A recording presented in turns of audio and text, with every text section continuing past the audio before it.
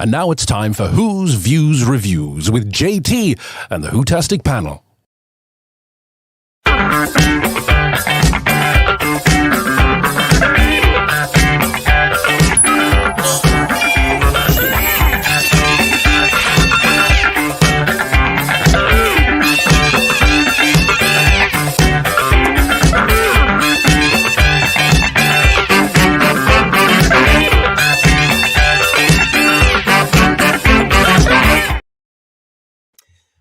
Hello, Who viewers. Welcome back to Who's Views Reviews. Oh my goodness, we are up to Cold Blood in this, our Worlds Below season. How are you all? It is lovely to see you. Yeah, Cold Blood. This is going to be fun. I tell you something else, it's going to be fun as well because I have no panel this evening. This is going to be a slightly different show for you because I've got one person with me right now because this thing we call life has messed everybody up today. I was nearly late for the show myself, believe it or not. You can listen, it's live because of commitments. And Ian's running late because the trains in his area are all over the show. Paul's running late from wherever he is tonight. Thank goodness, though, that I do have Emilio. Hello to you. Cheers, JT. Yeah, I'm good. But very late myself as well. It's one of those days, isn't it?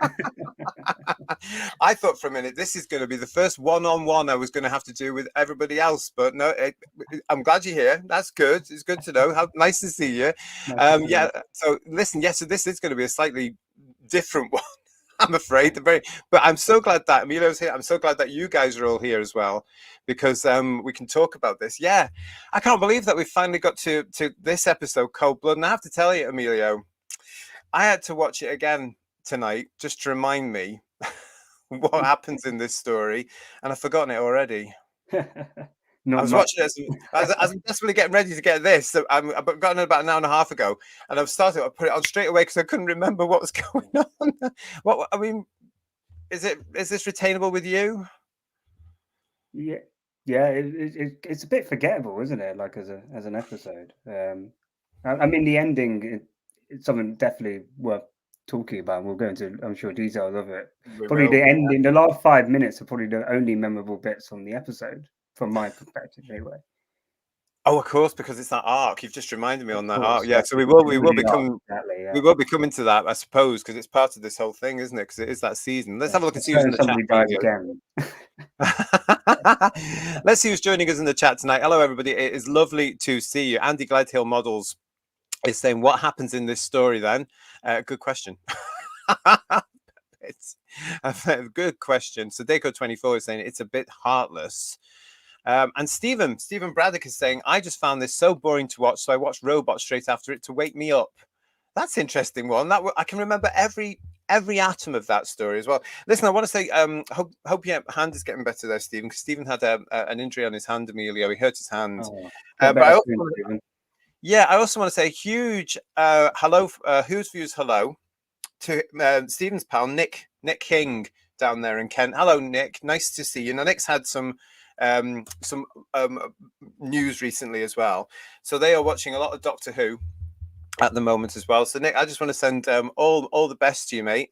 Thank you for supporting us at Who's Views, and in return we are here for you whenever you want us to be. But apparently they tried to watch Cold Blood this afternoon and found it even more unsatisfying than part one, and they were left cold by it. That's a good like that. That's a good pun. It is really, isn't it? What else we got this? Oh gosh, we got load you in there. Look, Dalek's Eye with you as well. Nice to see you, mate. Nice to see you. Hope you are. Kirsty is in the chat with us saying, I just went meh the first time I saw it. I can't remember at all, Kirst, what my reaction to this was. So it mustn't have been good because I haven't retained the information. Sadeko is also saying, I hated this story. And Matt, the Silent Wee Music King, is in the Hungry Earth Cold Blood best Chibnall thing ever. I can't remember. Doctor Who, he may. I mean, it's a low bar, but he may have a point. He might have. What else did he write? He wrote 42. I'm not including his whole era. Yeah. Dinosaurs on the spaceship and the one in the Matt Smith era. Yeah, and then obviously you got his era, but yeah, maybe it is the best. Yeah, don't count his era.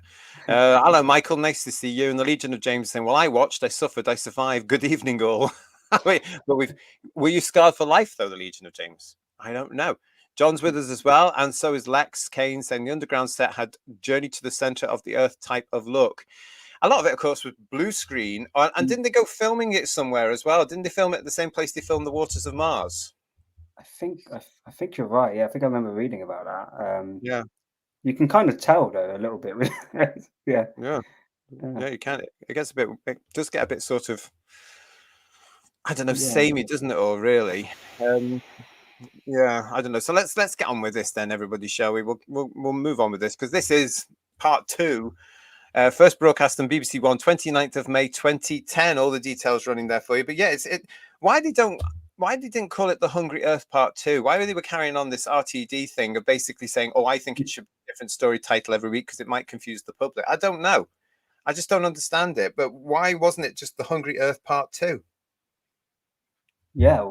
It doesn't really make much sense, does it? Just if part 1, part 2, like call it into same story, so it should just be called the same title, really, if you think about it. So yeah, Well, I think so because unless it's like maybe like a utopia that kind of is almost a 3-parter, but it's like it's slightly separate. Like you could call it something else and then have so you'll get some stories that kind of feed into, let's say, a 2-parter, or could be like setting it up, but shouldn't be counted as the same story as a whole.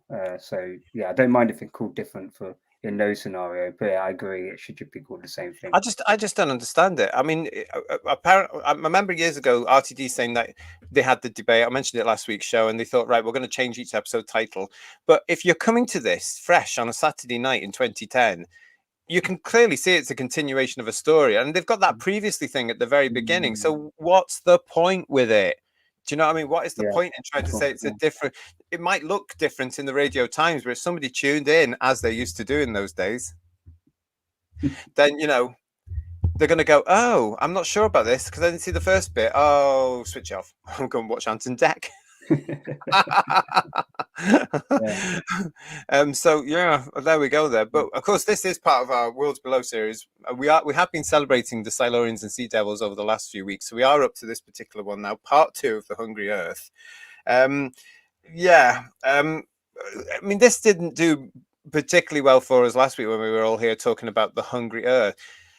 From my point of view, as I said to you all last week, I just think this is Doctor Who and the Silurians rewritten not as well, with bits sort of moved around, because in the first part you've got the setup, and then this bit's all about that human dilemma and proving that humans are not yet ready and giving it that sort of thing. You've got that one character that we all judge, really, and then they're all put back into hibernation. There you are. That's the end of the episode for you there. That's what it's all about, isn't it? You're right. It's a rip-off of the 1970s story, just a lot worse. It doesn't have the scale of the story of the 1970s, and it does feel like the 2 parts are, I don't know, they do feel very, very different. And I think the pacing in the second part was massively off. At least the first part.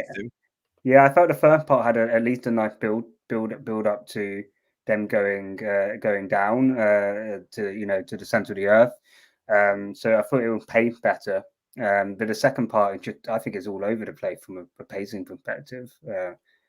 Yeah, it kind of like, as you say, all of a sudden it's like the end of the story, and then it just comes. It feels very abrupt. The second part, I would say.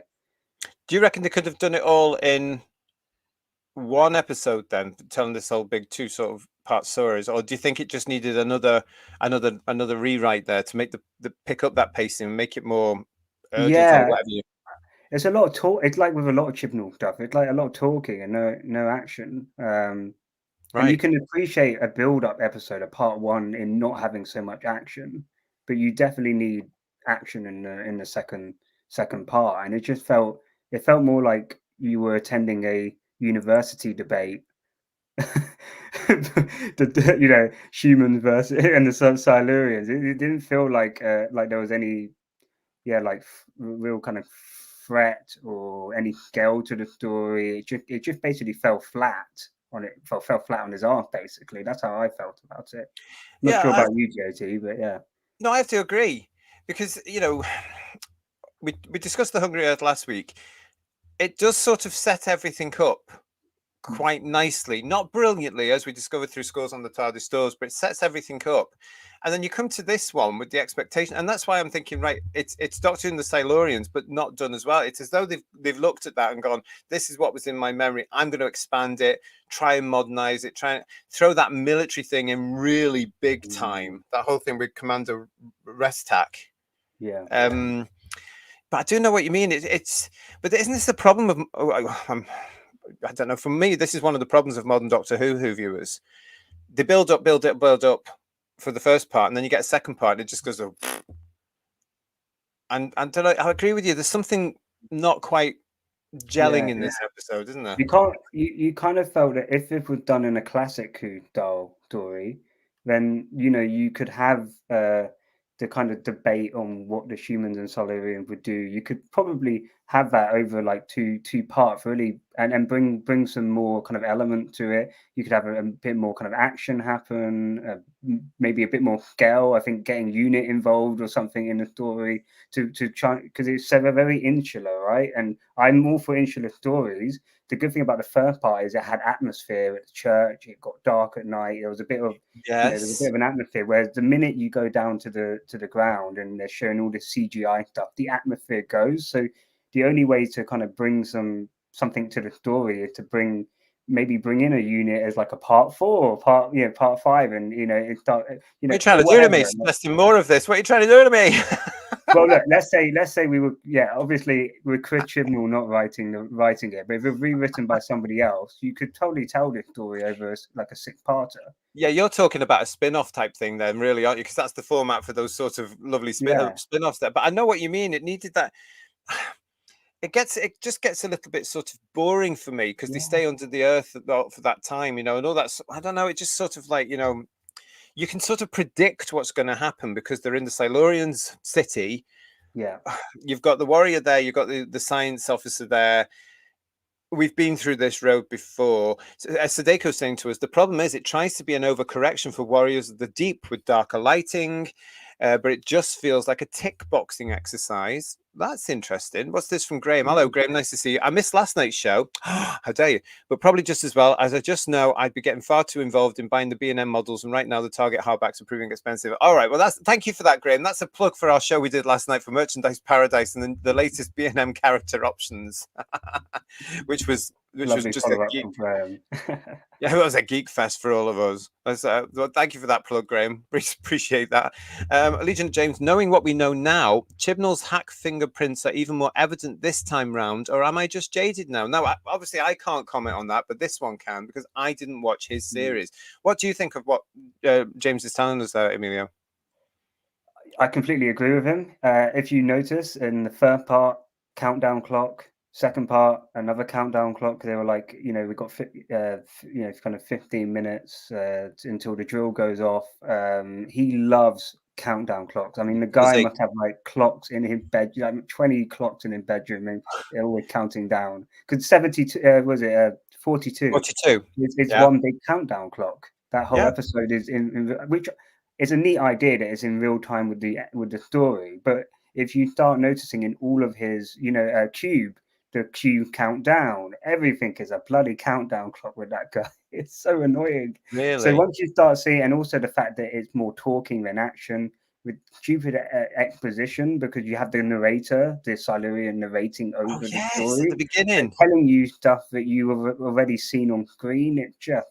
It didn't make any sense why we had the narrator, but it's really that narrator thing as well. I mean, I thought this again tonight. I didn't think much of it as far as I remember in 2010, because I've obviously not retained the information on these episodes as much as I have some of the other Matt Smith era. I think it was the look of the Silurians also that was still to this day peeved off on. And again, I suppose we'll all come to talking about that, Who viewers. Sure, yeah. But it's that narration. And we know it's from the character that we see in this. It's Stephen Moore's character Eldane, isn't it? So we know we know it's Eldane.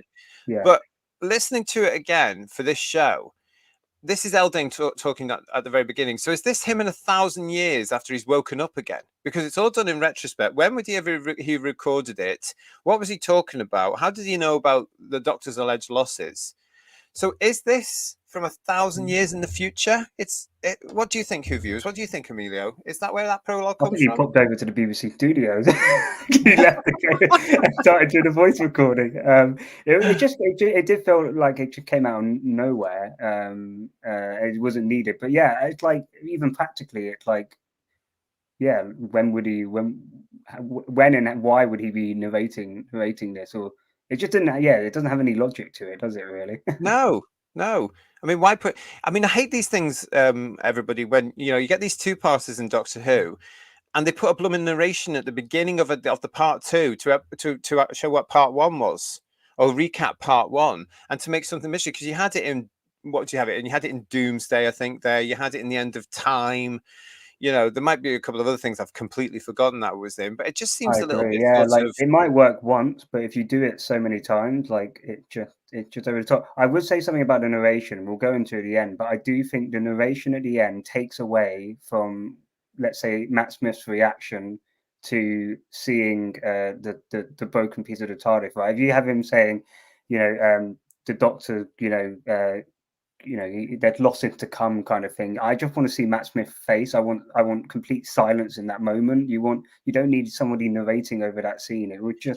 It just took away from the kind of like, oh crap, the TARDIS is that's a shrapnel from the TARDIS. All I needed was Matt Smith's acting there. I did not need him narrating over it No, like telling agree. a kid's story. It felt a little bit childish Yeah. to me. Yeah. No, I totally agree with you there. I think sometimes it's where modern Doctor Who gets a little bit up itself and quite pretentious. Oh, look at us, aren't we clever? And we're adding this little bit, and that's how television's made today. We get that told a lot, and we've had that for like nearly nigh on 20 years. This is how television's made today. Well, change it then. It's as simple as that. It doesn't have to be. Don't preach, don't preach. Hello to Co-Clud. Nice to see you. Welcome to Who's Views. Doctor Who in 2024 is like a broken pencil. It's pointless. We totally agree with you here on that channel, but I'm going to have to say to you, I'd rather watch this that we watched here, this Cold Blood and the Hungry Earth, rather than anything that's on now. I must admit. Chalk and cheese, isn't it? I mean, and it's written by Chris Chibnall as well. So yeah, like I agree. Yeah. It's not obviously it's not woke at all. It does have some some themes Well, it's around got a little motherhood. bit of suggestion in there because all the warriors tend to be female. Yeah, but I guess they did also make an enemy of the mum, which Yes, and it painted the dad in a good dad in a good light. So, but I think there are some themes there that are good themes. Like I say, the mum being overly protective. All right, she's annoying. She is. Oh, she grates so on me. I mentioned this last week, didn't I? Yeah. I mean, it must be the talent of the actress to do this. But my God, this character grates on me so much. You just want to just go with her, Yeah. And if I was the Doctor, I wouldn't have let her off. I can't see the 6th or the 12th Doctors, or even the 4th, letting that one off. Whereas at the end, she gets a nice sort of wry smile from the 11th Doctor. I mean, I think actually even the 3rd. I think the 3rd, the 4th, the 6th, and the 12th.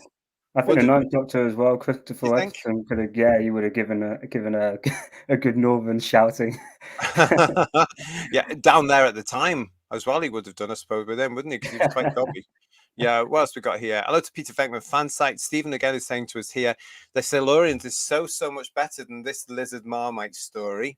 We couldn't agree more. And Graham is saying to us, I used to always shun New Who and only succumb to buying everything up to and including Capaldi this year. So I'm watching all these for the first time, and I was amazed how similar to the 1970 story this is. It's great, Graham, that you're actually looking at these for the first time, because you can come on to give your opinions as a fresh point of view here on Who's Views with us. So that's fantastic. Yeah. But I'm glad you saw it as well, because you've watched the Silurians, Doctor and the Silurians, Graham, recently as well, haven't you? So you can see what I can see, really. The story is very similar. The opposite way around. I watched live when it came out in transmission. I went on back into Classic Who and watched the 1970 story. And when I was watching the 1970 story, I was like, oh my word, this is they completely ripped off in New Who. They completely ripped off that story. Like, there's no kind of there's a kind of real lack of creativity to do something different with the Silurians, or put like maybe a different kind of like kind of emotional kind of narrative to it. You know, you could have just done something like make the Silurian. You could make the Silurian like they just unfortunate to come across a Silurian back that are completely evil, and the Doctor, knowing that there are some good ones, is put in a different kind of dilemma with the humans. You could have done something completely different with it and given a, you know, given and not kind of just copy it and make it feel like it's a rehash of something from, you know, 50, 30, 40 years ago. No, you're right. I agree with that actually as well, because you know, I mean, Sadeko's saying here, Silurian stories tend to be preachy, but this feels especially so. Thank you for that, mate. Appreciate your comment there. But I know what I know you were talking about there, Emilio, because there was acknowledgement that the Doctor knows what these creatures are, and he goes out. The character goes out of his way to say, "Look, I know your race. I've met with your race before, but this is actually the 4th time." In the show's history that he fails them, so surely he would have got something right. I mean, he nearly gets there because he gets gets them around the table, but surely now the Doctor should also have learnt about humans. He should maybe come to the realization that like, but also that not all the Silurians are going to agree with kind of like an alliance with humanity as well. Like he should be a little bit more kind of, yeah, have a bit more know-how, as you say, by now. He's gone through enough bad experiences. It's just, it just seems to be a little bit sort of innocent Naive in that sense, or assumptive that everything's going to be okay. And yet, look at his recent history; it hasn't been. I mean, I just think, oh, come on, wake up, you. Anyway, that's that. Pete Harrington saying to us as well, it's basically a 4-parter story, but full of padding. That sort of ties in with what you were saying as well, Emilio, on this, wasn't it? It's a case of like, oh, look, we've got 2 45-minute episodes here. And I know, or I remember what Doctor Who and the Silurians was, right. I've got to try and I want to capture that. But it doesn't for me. It falls flat, I have to say. Yeah, it And does. Andy is asking us, were these 2 episodes the first time we saw the new Silurian makeup? Because I can't remember. It was indeed, mate. This was the first of this Silurian stuff. These were the first times we saw them. And as we said last week, it didn't really go down that well at the time either, did it? Well, there was a line in it where I only just rewatching it twice. I completely missed past the line where they do say that this is another kind of the Silurian the Doctor had met previously, like another kind of type of Homo reptilia. So they're not meant to be the exact same Silurians as the Silurian that he had met before. Correct. I mean, that's probably just a lazy cop out because they knew that fans would probably be annoyed that they didn't keep with the original design. So yeah, I thought it's a cop out line to try and get around it, but they do.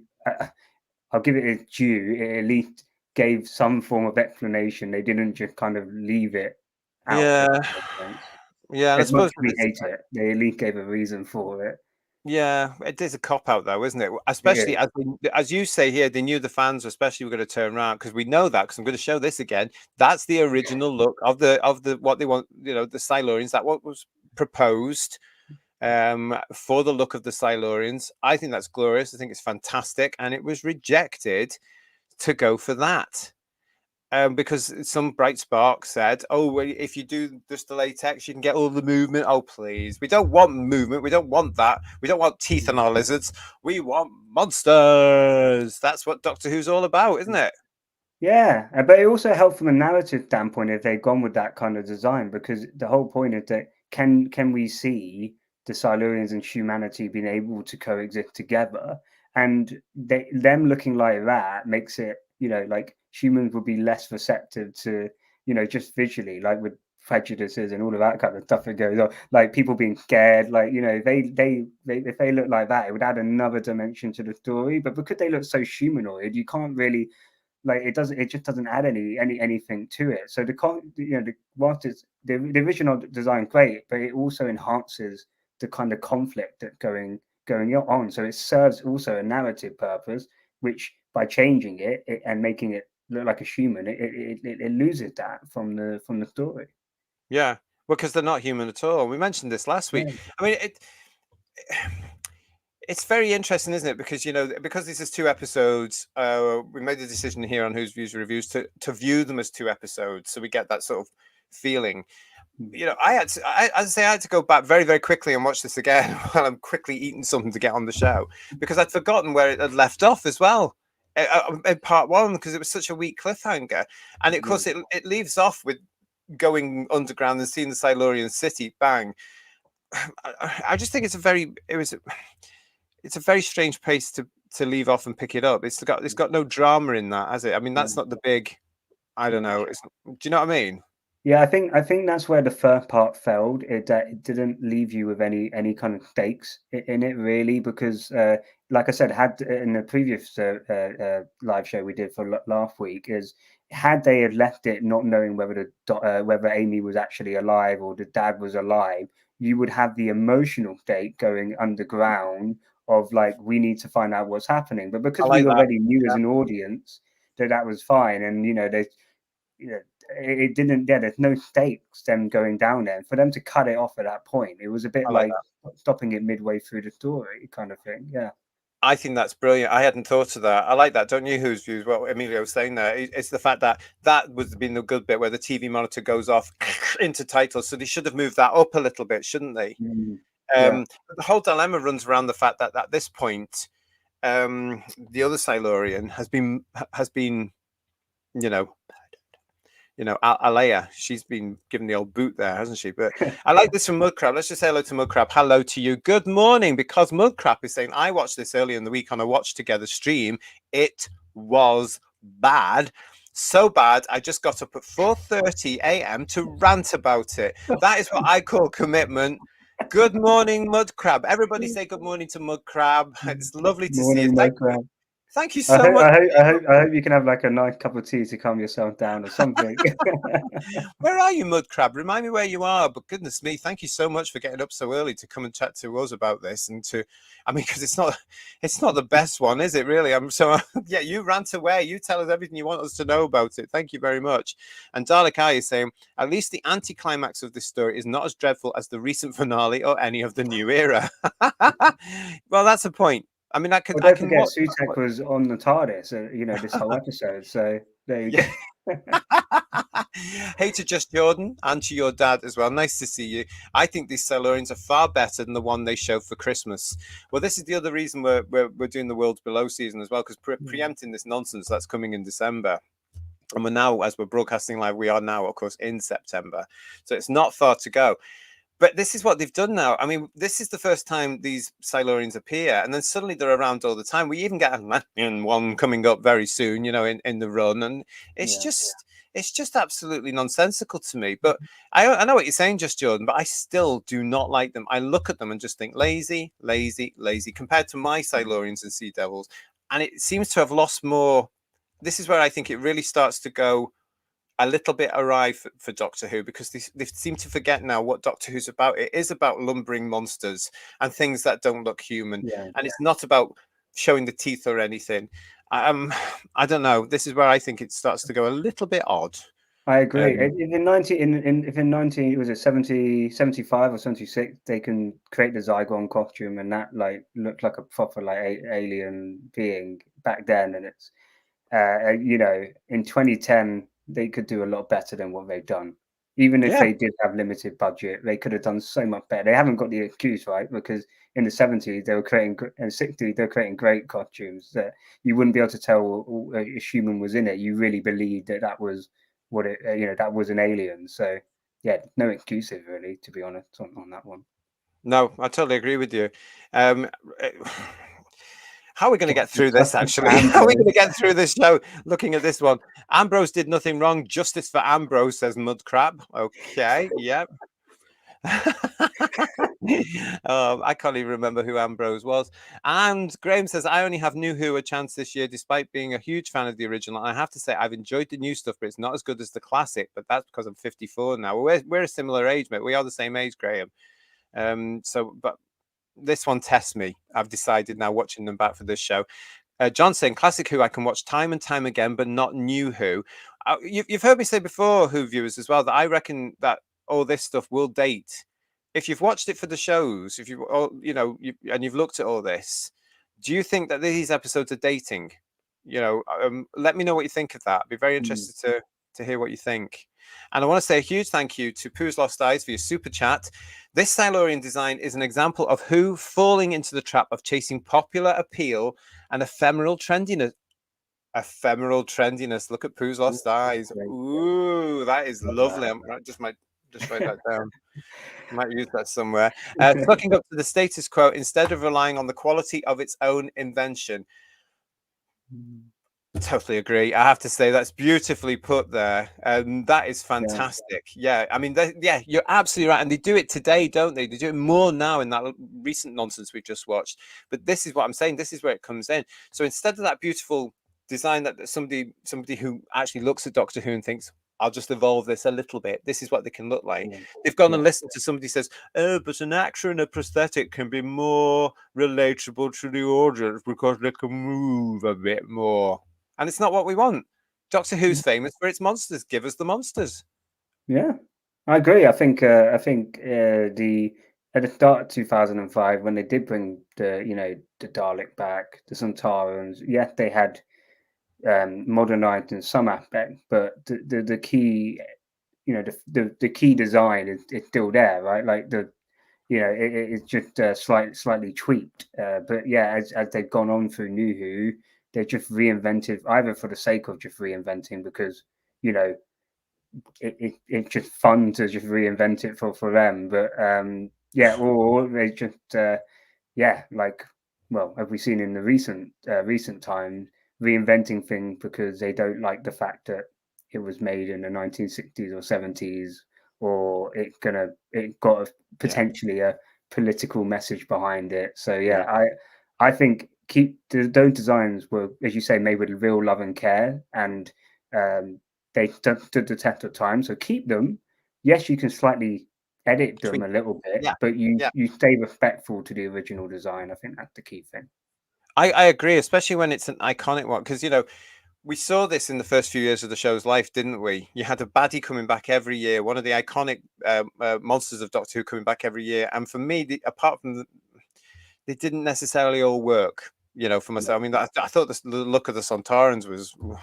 I was like, oh, right, okay. They have turned to Potato Kid. And then this comes in a couple of years later for Series 5.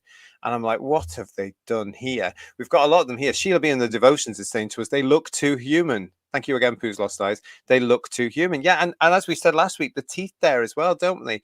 Just Jordan is saying to us, I don't disagree, JT. These are just better than what's coming. We will soon find out, won't we? We'll soon find out in Joy to the World. We'll see. I still want to know why a Silurian's out of hibernation, why he's up on the planet Earth, and why he's working in a hotel. That's what I want to know. I suppose that's all coming. But this is where it all starts to go wrong. I mean, this is the last time for me that the Silurians are actually looked at in a serious way. Because it all goes pear-shaped after this. And that's why we're not looking at the rest of them as part of this season, because I just thought I can't put myself through this anymore. I'll be honest, when I saw the trailer for the Christmas one, I was thinking I kind of wish they kind of course corrected, like they did with the Sontarans. Yeah, they could have done. They course corrected that and made it back to the original design in the 1970s. In Jodie's era, that was probably one of the only good things they did. But I wish they kind of like realized that actually, they got the budget now, so they could have just done the original design. Exactly. Yeah. I mean, one of us suggested last week that those costumes might have been too costly, but this was Doctor Who with a little bit more money, so surely that could have been put somewhere, because if you're going to do an iconic monster like that we all relate to, do it properly. And this was just a watered down, nonsensical version of it, just to show a performance. I mean, a good actor would have climbed into a rubber suit costume and acted his or her socks off to make the performance come through like they used to do. But oh no, that's too much like hard work, obviously, these days. It looked like an excuse to do Star Trek style makeup, says Andy Gladtail. That's exactly right. We talked about that last week as well, didn't we? And Stephen Braddock is saying to us, I was enjoying this first season of Matt until it went off the rails for this one. Yeah. Mudcrab, you keep ranting away, my friend. What annoyed me about bringing the Silurians back and back and back was that it was clearly because the actress still fitted into the outfit, so they wrote new characters to reuse it with the same actor. Yeah, you've just reminded me. This is her debut in Doctor Who, isn't it? She becomes a sort of semi-regular, just with a different character. So she's played 3 in the series. Is that right? 3 of them now. What's her name? Macintosh. I can't remember her first name. Neve. Neve Macintosh. Yeah. Yeah. It's Yeah. like so obvious when you're watching it. You're watching the same actress, do play both Silurians. So yeah, what I will say, I'm actually going to be really critical of her acting in this. Please. Yeah. When she realizes the death of Alea, it's so bad, the crying. It's really cringy. And the way, and it's a really kind of like, I would say, I'm gonna say this. It's a little bit sexual, the way that she's like making noises. Listen to it. Oh, it's really bad. Like it does not sell the emotion at all. I must admit, if I was playing the part, I wouldn't know how to make a lizard cry. But that's the other thing. I think they were trying to make it different to a human crying, but it just came across.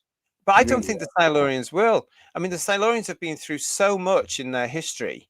You know, they're coming out to find out that these apes have taken over their planet. I don't think there would be that emotional bond. I mean, do they do that? Have we got any experts in the chat who know about reptiles? Do they do that in real life? I mean, would a dinosaur have got upset if it lost it's one of its kin? No, I don't think so. Let's see what Paul thinks about the intelligence of the thing, but generally lizards are very, isolated. Yeah. What do you think about that, Paul? Well, I'm no expert on lizards, having heard what you said, but probably not. But it depends. I mean, if you're a mum and you've lost your young, maybe you would. I don't know. Well, I don't know, because we're talking about the fact that Commander Restak yells, and Milo thinks that it doesn't.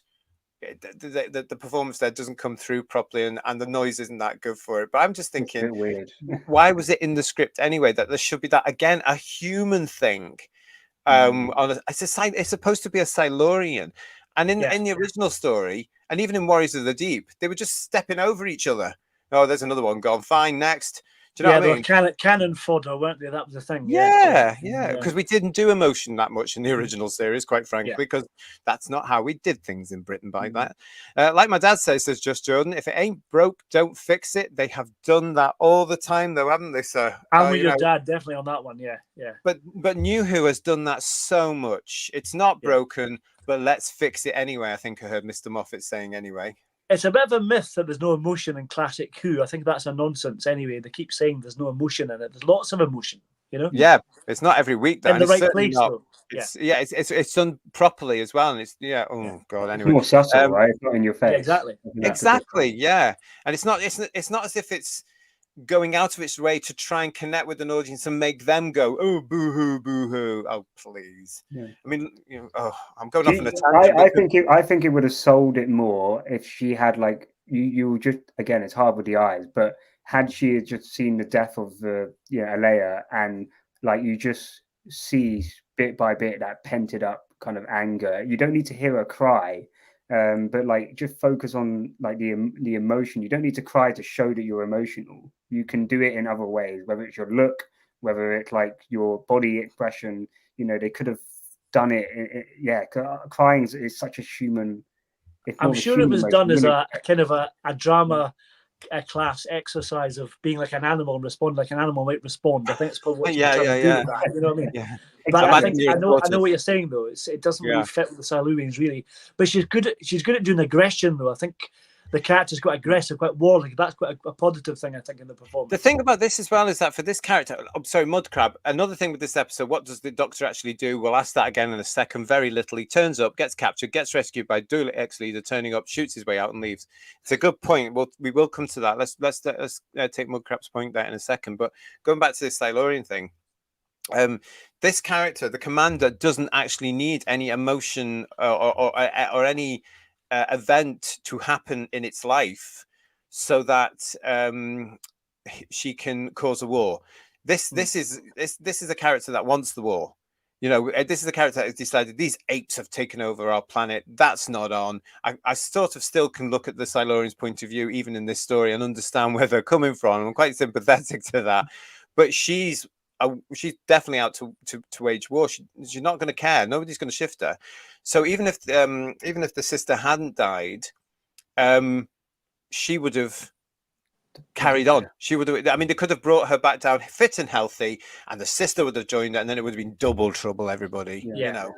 I think they're trying to replicate the warlike Silurian from the young Silurian in the original story, aren't they? Really, there's lots of comparisons, isn't there, between the two? Yeah, you know? Yeah. It would have been interesting. You're right. It didn't serve any narrative purpose for Leia to die, because she would have just been wanted to kill them anyway. But if it had changed the leader opinion of the humans, then that would have served, and it would have been a purpose for it, and it would have added. It would have actually changed the complete narrative of the second part of part 2, and it would have given the story a completely different direction. Part 2's got, I know you've probably talked about it already, I probably missed this, but stop me if I'm repeating myself. I'll just say quite quickly, hi, YW2324, hello to you, nice to see you. Go on, Paul.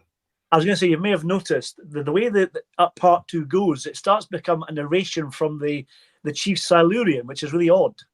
It's like Chris Chibnall just watched The End of Time with Rassilon doing the narration, like they did in Tennant's last episode. And it doesn't really fit with the first episode. It seems really weird. So why is that there? I don't understand that. You know, it's an odd perspective for the Silurian to take, you know? We were saying, Paul, it was a kind of like it's very much out of place. And I was saying to JT that it takes at the end of the episode, when it comes to the art piece, it takes away from a really kind of good acting scene from Matt Smith reacting to finding the destruction of the TARDIS. It's just like, you don't need the narration. You're right. If you're going to have the narration, then it should form across part 1 and 2. You don't just have nothing and then all of a sudden you've got somebody narrating a story. Like they were telling the story to, I know, a young Silurian child or something like that, telling the story of the Doctor and that meeting or something like that, you know, from a different perspective. But it doesn't fit at all, does it? It's really it doesn't weird. Really, no. I like this from Julianne, who's saying, I've seen a chameleon lizard save its mate from a snake attack. So that's very interesting. So there is some sort of emotional bond there. Okay, Julianne, interesting. But they didn't, maybe they just didn't write it properly then. I'm not sure. Graham, you're very naughty, saying all this crying talks begs the question, is Gatwa a Silurian? Ah, there we are. We may find out at Christmas. And Sadeko24 saying, this is the problem. I find Aleia utterly unsympathetic. Aleia is just there as, I mean, in part 1 in Hungry, she's just there to wind up the human beings to get that human character to the point where she becomes really unlikable and not very Doctor Who-y in my eyes, although we've had similar characters in the past. This one goes a little bit, never before as a Doctor Who character grated on me as much as this woman did when I watched it back in 2010 and then back now, because here's the Doctor going on about be the best you can, and as I said last week, if a Time Lord or if an alien comes down knowing far more than you, having lived far longer than you through centuries and centuries, has been in this situation before and would say to you, be the best of humanity, you would bloody well try your best, wouldn't you? And you wouldn't rise to the bait necessarily. But yeah, I find her unsympathetic as well. Go on, Paul. It's funny that the Doctor even still gives her a chance at the end by saying, make Elliot the best he can be. You know what I mean? Yeah. And he's still trying to help, which is wonderful, you know, even after what happened, you know. Well, this is what I was saying while you were coming to join us. I was saying at the top of the show, if this had been Incarnation 3, 4, 6 or 12, and then Emilio even suggested 9, she wouldn't have got a look in at the end. Yeah, they would have dismissed it completely as not worthy of knowing. Off you go. Yeah, you are a human being I cannot possibly respect at all, because the alienness of those Doctors would have come out a little bit more. But yeah, that ending where she gets that little, I quite like it at the end where Smith's in shadow and he looks really spooky. I quite like that, and he's sort of looking across from her. I wish he'd kept that rather than that little look back and that little sort of wry smile. I wish he'd just stayed with that and walked off, because I think that would have suited his Doctor as well, actually. Because at this point, he's still quite alien. Paul Ashworth, thank you so much for your super chat. Not watched it since it was transmitted, I'm afraid. From what I recall, it was badly executed. Last night, I was watching Planet of the Spiders. Oh, that sounds good. Yeah, I think that sounds like a better option. It does, yeah, definitely, yeah. I agree, yeah. We will get round to reviewing Planet of the Spiders as well, Paul, eh? So you're ahead of us. But that will come at some point as well there. That gives an excuse to watch it again when we review it, which is fine. So. So I was gonna say, just to get back, something came to my mind just on the narration point. You were talking about like it didn't make sense, like where it, at what point is this narration happening? If they had, it maybe it could have worked if they were narrating, let's say, like you said, maybe a future Silurian or a young Silurian narrating the story from the point of we heard this story from 1,000 years ago, or like maybe hinting that things have worked out in 1,000 years or something. That would have. Yeah, it's become a legend, a bit like the Thals in Planet of the Daleks when they say you came to the Dalek City, Ian, Barbara, and Susan, and a thing called the TARDIS. Something like a myth, like a legend kind of thing. It would be lovely, But, yeah. The problem is with that though that I've got is you've got Nazreen there. Yeah. So herself and Tony will be there in 1,000 years' time. I quite like that element of the story, knowing that at some point the Doctor should go back and look them up and see what's happening. But because they're going to wake up at the same time as the Silurians for whatever reason, God forbid there's a sequel, actually thinking about this. Well, they're going to be lunch, aren't they, or whatever they do? Well, you would think that they would be there with the leader. Yeah. Nazreen could have narrated the story, because then that would give you a hint about what's going to happen. Like it's almost like foreshadowing what's going to happen at the end, right? Like that's a good point. That's a good point. But because they're there with Stephen Moore's character of Eldane, I'm hoping that they would be there to say, "Calm down, everybody. This is where we're at," and also be that link to whatever is left of humanity at that point in the future, and whatever mess they've got to. Do you know where I'm coming from? Where they can say, "No, this is what happened 1,000 years ago. This is where we were." I do like the bit where Matt Smith is pointing at them, is doing that lovely speech of his though, and his doctor's saying all this and this and this, and then he looks at the wee boy because he knows that's the future, and that wee man has to go on and say to all the others, and to everybody else, he has to represent the best of human. I quite like that a wee bit. I think that's quite nice that the Doctor's looking at this saying, right, see all these adults around you, they got it wrong. You've got to be different. Yeah. It's quite sweet that way. Yeah. There was always this thing about Smith, wasn't there, who viewers and kids? There was a lot of them around him. He's very childlike, isn't he? And you see it in the Cybermen episode in the series 6 Closing Time, where he's playing with the kids in he's working in a toy shop. He's able to kind of get down to kids on their level. It's probably the first time you see the Doctor in that kind of way, really, which is interesting. But it suits him, especially given that he's the youngest of the Doctors at this point. Yeah. This is Lisa's Poetry Skull saying she's just got to pop off now. It was nice to see you, lovely. Thank you for being with us. We'll see you on the playback. So I'll say hello to you again. Welcome back. What else we got here from everybody here? It's Peter Beckman fans that I don't think I've ever seen a narration that occurred so far out from the character doing it. It's a good point, actually. Yeah. It's so out of place. It feels really shoehorned in. It's just really odd. Mudcrab saying to us, the narration is stated to be added in post somewhere. One of the DVDs. I feel it was added after they realized the story showed the humans winning against the monsters. That's interesting. I hadn't heard of that. If that was the case and it was added in, and it was a last minute thing, maybe Stephen Moore was the only actor available to do it. I don't know. Possibly, yeah. And Stephen Moore, what a shame. He's a great actor, lovely as Marvin, the paranoid android, great actor, but really wasted in this, I think, It's a shame, isn't it? You've got such a good actor, and he's under all that. You can't really tell it's him. I mean, we know who he is because we're science fiction fans. Yeah. And the other actor who plays the scientist Silurian is very good as well. But again, like we said before many times, they're not Silurians. They're good performances all round by the actors, but they're just not Silurians. That's the problem, He did have one good scene where when they do realize that the guys are brought back to Alea dead, and you see the kind of Doctor turn around to look at him, and his facial expression is like there's a lot going on there, and it's really good acting because considering. So with what he could do, he did a great job. You can't blame him. I totally agree. No, I'm not knocking that at all. No. No, I'm not. Yeah, I totally agree with you. I mean, that particular scene where the Doctor does spin round. And Stephen Moore's character, what's his name again? It's Eldane. He's suddenly doubting what he's done here, and he's looking at this, and he's looking at the humans, and he's going, "Oh, I've got this wrong." And it's such a shame at that point, isn't it? Because at that, we've got to remember at this point, it seems to be going I do remember when I was watching this first time, I'm thinking, oh, this time he's going to do it. This time the Doctor might work and get this right, because this bit was quite exciting, where they're having this sort of chat about, oh, where could you live? And oh, look, there's plenty of room, actually, says Amy. And then the Doctor comes along and says, oh, congratulations, well done. And then it does that little turn, doesn't it? But part of me was still expecting the fact is it's predictable. Do you know what I mean? The story's predictable.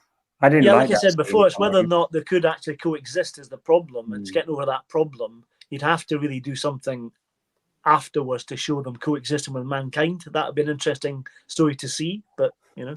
Well, yeah, but this is the problem, isn't it? I mean, now that we've come to this particular bit, and we're not reviewing any of the others, apart from the 1972 story, The Sea Devils, which we were going to do later on, nearer the time for this spin-off thing that's coming. And then we're going to compare and contrast the two, where they are today and where they were. So keep a lookout for that. But for this particular one now, this is why I'm this. The Hungry Earth and Cold Blood convinces me they should have been left in 1984 now, because 1984 Warriors of the Deep, yeah, it's okay. It's quite an enjoyable story. I can watch it quite happily.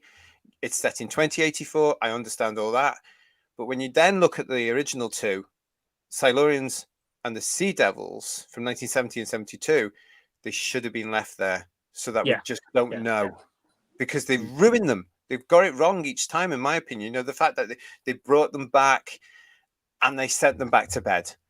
Because it's never, I mean, as you said, Paul, what's going to happen here is the whole story, the whole premise of what they do is the Silurian Sea Devils cannot live alongside the humans. The humans cannot live alongside them, because you've got these factions here that are always going to get at each other. Well, be careful what you wish for, but maybe we'll get some of that in the spin-off. Who knows? You might see them trying to coexist together and see what happens from that. But it's not going to end well, I think. Well, considering that we're looking at the title, you know? Considering that we're looking at the title, the war between the land and the sea, you can say it's not going to end well. And because we know who's writing it, but they may try to make steps in the right direction to try and make it work, and then it will go pear-shaped. You know what I mean? What's the thinking in that spin-off, everybody, that Kate Lethbridge-Stewart repeats what Brigadier Gordon Dad did, and blows them up and seals them in. Yeah. You know, maybe they are Silurians from an alternate dimension, says YW2324. We're wishing too hard there on that one, mate. And we've got here from Mudcrab, Science Silurian does not earn his heel turn. He cuts up the father. He was going to cut up Amy. Then suddenly he is the voice of compassion. Oh, that's a good point. That is a good point. Like Dr. Crippen was, So. You can see it either way. I mean, he's not harming them. He's just trying to understand them more. I think they do try and get that across in the story. In the same way, human beings experiment on animals, or some people will have a problem with that, and some people, won't see that as necessarily morally wrong. So I think I mean, that's up for interpretation, I would argue. It is. I'm a big fan of the Planet of the Apes movies, and they do like a twist in the middle movie when the apes go from apes future to the present day, and they have a court hearing, and they talk about dissecting human beings because they treat them like animals and they're like vets kind of thing. And the response, and that's much to kind of what you're describing, Emilio, that kind of disgust that people might have for that kind of behavior, but we do it. So what's the difference? You know? Yeah. The Silurians doesn't give any time for that kind of element, does it? The Silurians are clearly shown to love plants, says Mudcrab, but Amy wants to throw them into the desert. Amy, you are not being the best you could be. Maybe she'd send them to a garden centre as well, and they would just stock up on lots of plants there. I mean, why would they want to? They've got all these fantastic cities. All their technology is down below. Why would they want to go and live in the desert anyway? Why wouldn't they stay down there? Well, the only alternative for them is to live in Wales, isn't it? That's the thing. That's in Wales. That's what. But, a nice town, JT. Come on. I mean, they can it'll be nice. Are we saying here that they need to return to the surface because they were once the owners of the planet, right? And they're going to share that with the humanity. They'd soon get fed up with that very quickly. There'll be war starting again when they look at what humanity's like. I mean, it's just ridiculous to think about. You just have to look at the way we fight with each other with our different races of human beings, how it'd be the same with the Silurians. It's much the same. But why explain this to me, who viewers? Why isn't it a nice option that the Silurians should just wake up, and the Sea Devils too, and have control under the earth and be able to pop up anytime they wanted to Tesco or whatever, and just be able to go there? And why couldn't you have the London Underground stopping off at Silurian Central? I mean, there would be ways, surely. Well, to be fair, JT, that's what they're doing with the Christmas special. Look at the comedy Silurian. He's commuting to work, isn't he? There you go. Yeah. Legion of James, with the original story being one centered in the morality of both humans and Silurians, especially with the ending of the original, they can never manage to come close to expanding on this and lose the story. Yes, I mean, they did try with this, isn't it? I mean, I'm actually finding this quite difficult, Cold Blood, to talk about, for the simple reason is it's just very flat. Yeah. And Doctor Who and the Silurians did a much better job. It even had a sort of disease element in there, didn't it? So there's that. I agree with Paul. It loses a lot in that sequence where they are like just discussing the back and forth on, should we live here? And it felt a little bit like attending a university lecture, and the Doctor basically like maybe he's like the headmaster letting the supply teacher come and do a lecture, kind of, and he just disappears. It just doesn't work, and also like they're how can they speak for humanity, right? What's actually gonna happen after you've had that conversation, right? The prime minister, world presidents aren't going to come on board with it. They don't even actually discuss the practicalities of convincing everybody else to agree with it. So it felt a little bit like, just you guys can have a chat about this and agree whatever, but that ain't going to mean anything to the outside world. It's kind of like opening a door to speak to the authorities and maybe get some traction from that.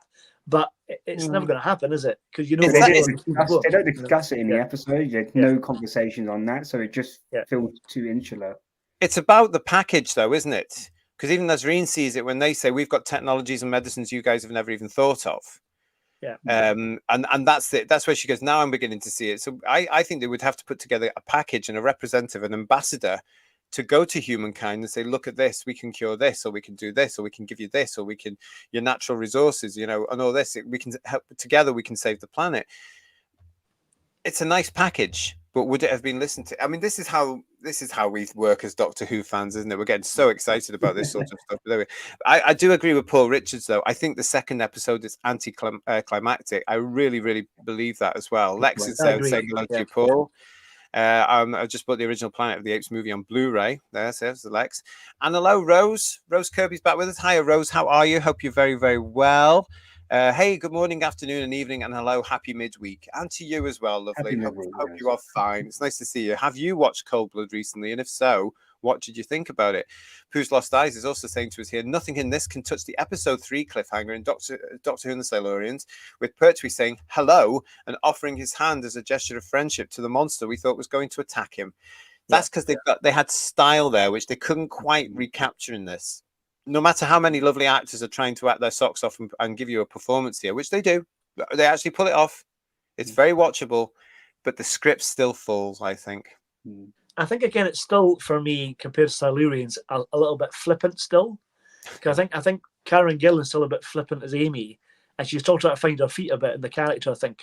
So when she's discussing the pros and cons of living together, humans and Silurians, she's a bit too flip about it, I think, to be honest, She's I think she's over. I think she's just too confident, overly. Confident. It comes across slightly arrogant and just obnoxious and nauseating. Really, you just want to kind of like. You need another. You need her to be more like Nazarene, basically. Exactly. Yeah. And we said that last time, didn't we? That the character of Nazreen is such a stronger character as a companion because she's more experienced. She's an older lady, and that makes a difference with the character and maturity of the character. And yet again, with her here, what we were talking about in part 1 of this was Nazreen's fondness for the Doctor because of his energy and his excitement and his understanding and his trust and his beauty and his admiration of the human race and everything there. She grabs onto that and goes, oh, that's wonderful. It's still here, isn't it, in this episode? I love the bit where inspired by him, isn't she? It's like, well, she is, but she's also no nonsense, Amelia, because there's that bit here where he tells rest at what's happened in his experience, in his lives previously to the Silurians, specifically with Doctor Who and the Silurians in 1970. So he tells her that.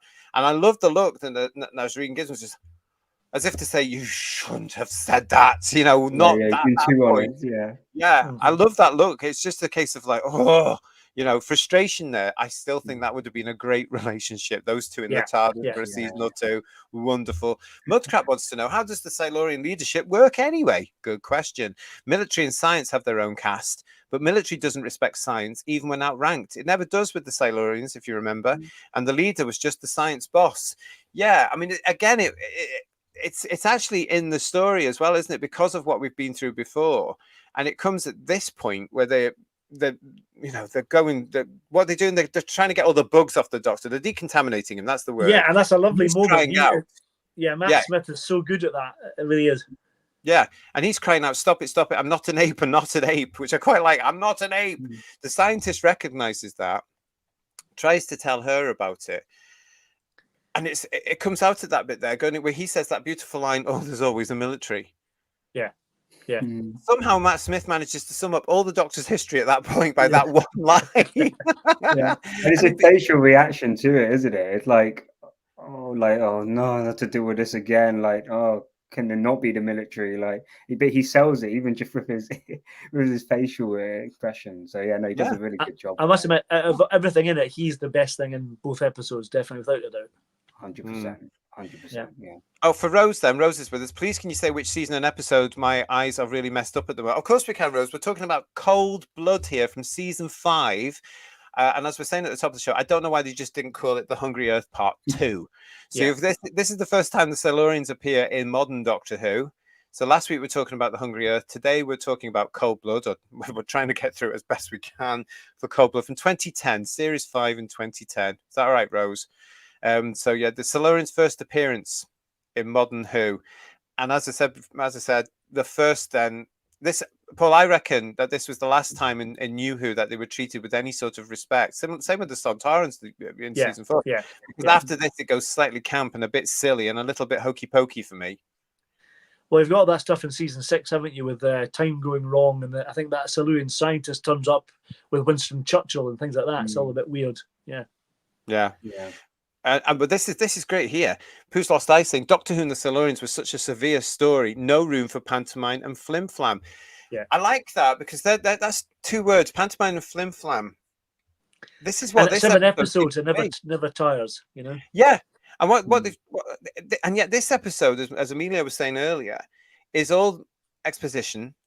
It's totally dialogue. There's no real action. It's predictable when it does happen. It's very quick when it happens. The Doctor suddenly whips out the sonic screwdriver and calls it a deadly weapon, which he should never do. Even though it's a lie, he shouldn't be doing that because the Doctor wouldn't do that. And he's basically going on about, right, okay, we've got the next 15 minutes to wrap this episode up. Let's get it done quickly, shall we? Zap, zap, zap. Yeah. It's a shame. It's a shame. Yeah.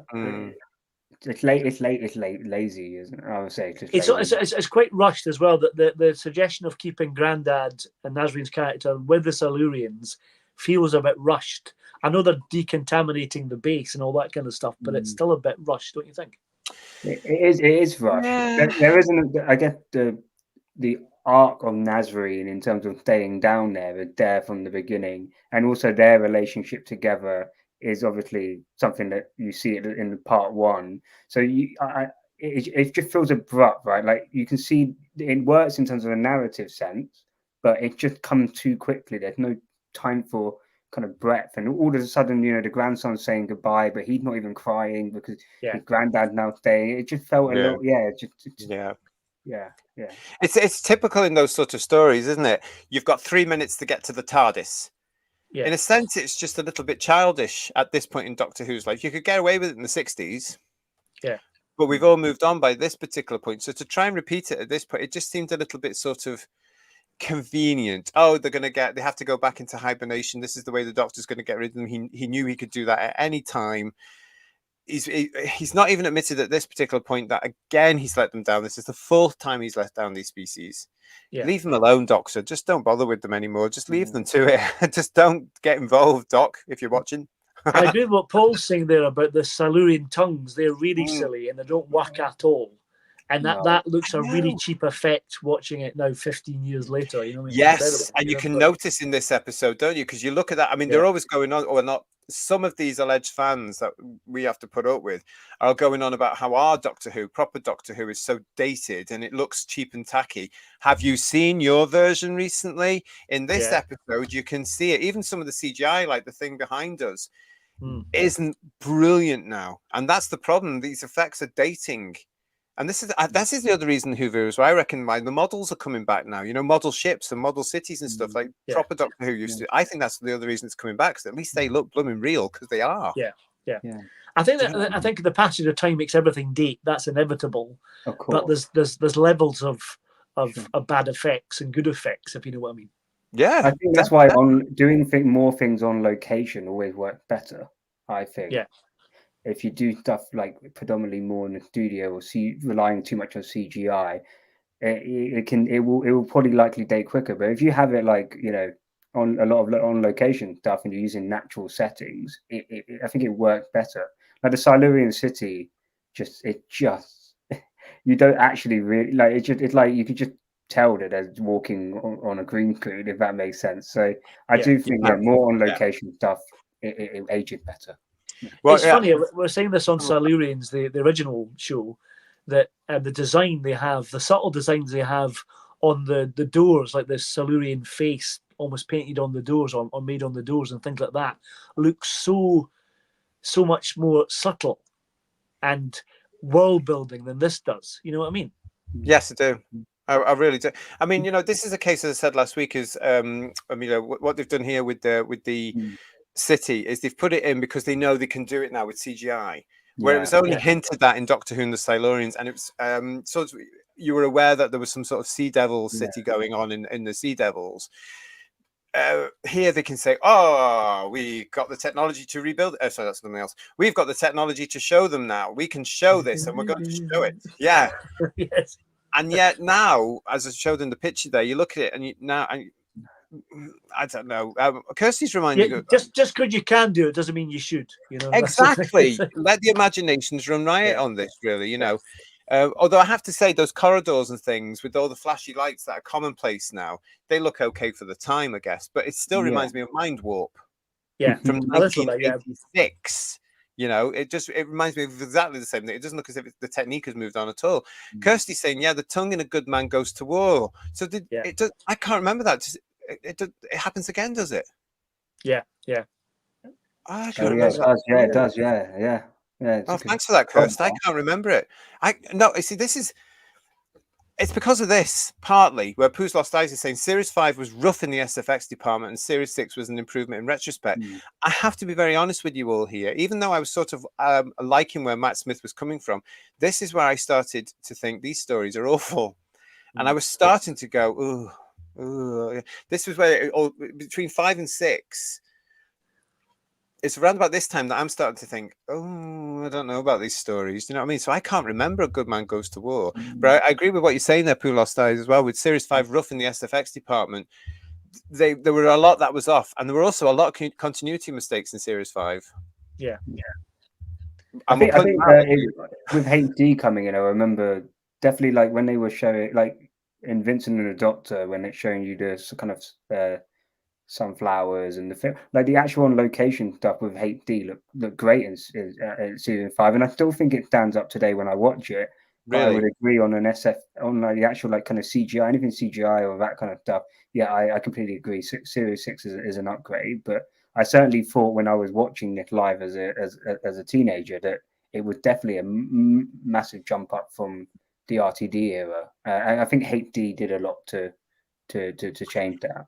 Well, it's one of the reasons they had to change the TARDIS as well, wasn't it? From the Eccleston Tennant one, they had to upgrade it slightly because of HD. I seem to remember Stephen Moffat saying that, you know, not only did he just want a new TARDIS, basically, but you could see the sticky tape on the original one, you know, the Eccleston Tennant one. So that HD would show that up, apparently. Interesting. Well, I love the fact that Peter Davison said when he did Time Crash, he felt really at home because bits kept breaking off the console when they were doing that. So Did it's he much the same as really? it was. Yeah. So, That's brilliant. Stephen Braddock, I agree about model effects over CGI. I used to think the tank in Robot was a bad effect, but it didn't. But I didn't when I watched it today because it was a real model and had weight to it. Yeah. I had that Action Man tank when I was a kid. Ah. It's a Scorpio tank. Yeah. Oh, It's about fabulous. this big, you know. Fabulous. it's a... Mud Crab again. You keep just to let you know, Paul, that Mud Crab watched this and isn't impressed with this, and he wants to rant about this evening. He's got up at 4:30 a.m. his time to join us to do this. So he's, fantastic, Mud Crab. Keep it coming. It'll wake you up, Sunshine. It really will. Keep it coming. And well, can I join in the rant? Just coffee. say one thing that I don't like in this, which is a real shame, is how unimaginative the hibernation chambers are. They're just standing there like that. It's just really, really naff, don't you think? Yeah, even in Warriors of the Deep, they were a little bit more mysterious and sci-fi, weren't they? With all that eyes. Mudcrab, why does Silurian tongue venom turn victims into Silurians? Do I turn into a snake if I get bitten by one? Now, you see, I was confused about this. I'm not convinced it does turn them into Silurians. I think it just mixed your DNA and then killed them. Yeah. Like what's the dragon called? A quad dragon? The thing that stuns its victim because it's quite slow, and it stuns the victim, and then it plods over to them as they're dying, and then it eats them. Right. What's it? Bearded dragon or Komodo? Which one? Bearded dragon. That's what. Komodo. Oh, stay away from them. Have you seen them? They look like little things you put your feet on. Little footstools. They're the kind of things that Owen Allen would use in dinosaur movies. Yeah, that kind of thing. Yeah. Yeah, but they're real. They're with us now. They are related to the dinosaurs. Yeah, and they're quite plotty. They've got the venom where they've obviously got the idea from in the tongue, and it takes the victim ages to die. And then when it has died or it's about to die, it plods over to them and swallows them up. So I'm thinking of these Silurians, their mud crab with their venom.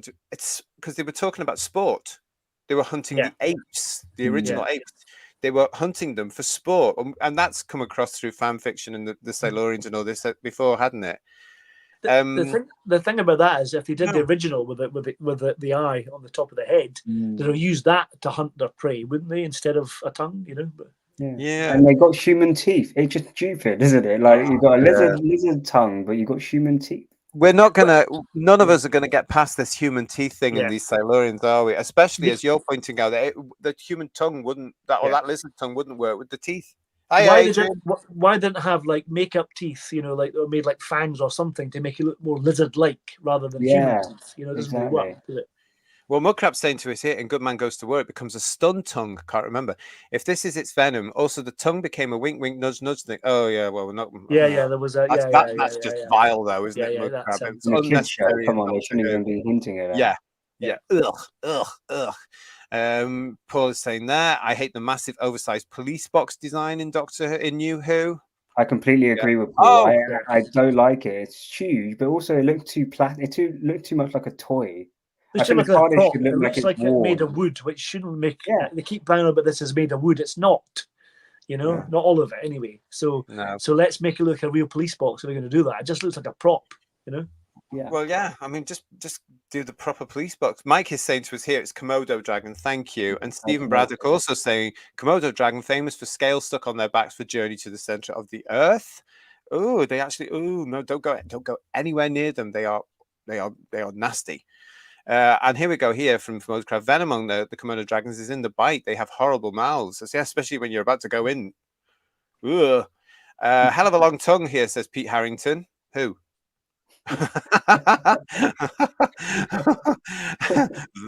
Who thinks of this stuff, says Peter Venkman. Well, we know who, don't we? Reviews of classic stories always make me want to immediately rewatch the story again, but reviews of new Who stories seem to be having the opposite effect. Now that is very telling, says Legion of James. I feel the same about it, because I watched it again, having watched part 2, and thought I still feel I thought I quite liked this first time round when I was 12, but I'd have to say, as someone who grew up with New Who and kind of rewatching it, I would agree. Like it doesn't. The kind of more kind of mediocre episodes really stand out when you watch it back. Like I still think you can go back and watch certain episodes like Family of Blood or the Waters of Mars, and you can still really enjoy those kind of Blink, the Doctor Dances. Those episodes are really good, but it's all the kind of like other kind of mediocre ones that pad out a series. I just don't really want to rewatch them anymore like I used to do when I was a kid. I'd rather go and watch a really good classic Doctor Who story. But there are still those New Who stories that, you know, I think everyone can probably agree are very, very good, and you could just rewatch those at whatever. But it's strange though, Emilio, that you're saying that and I can't think of one off the top of my head. Well, we did fairly recently, early on in the channel, review Unquiet Dead, and that was a surprising success, wasn't it? If you remember, you know. But that first 2005 series, though, as we said at the time, that was different to where they are in this particular series, because they didn't know whether they were ever going to go again. So I reckon they pulled out all the stops to say, this is Doctor Who, and this is how Doctor Who can look in the 21st century. By 2010, though, and even though this is the new team's first year, I think this is a slight misstep when it comes to the script here, to be able to say, right, and as you said, Paul, just because you can, it doesn't mean you should. Had it been maybe they'd stuck with the original plans of having the Silurians slightly evolved from where they were in 1970, and had just basically fellas in rubber suits, which I don't think any of us mind in Doctor Who, as Doctor Who fans. I think the story may have been adjusted slightly for this, to be able to say, right, well, these are the creatures you've got. This is how they should be shot. Maybe they should have been darker in lighting.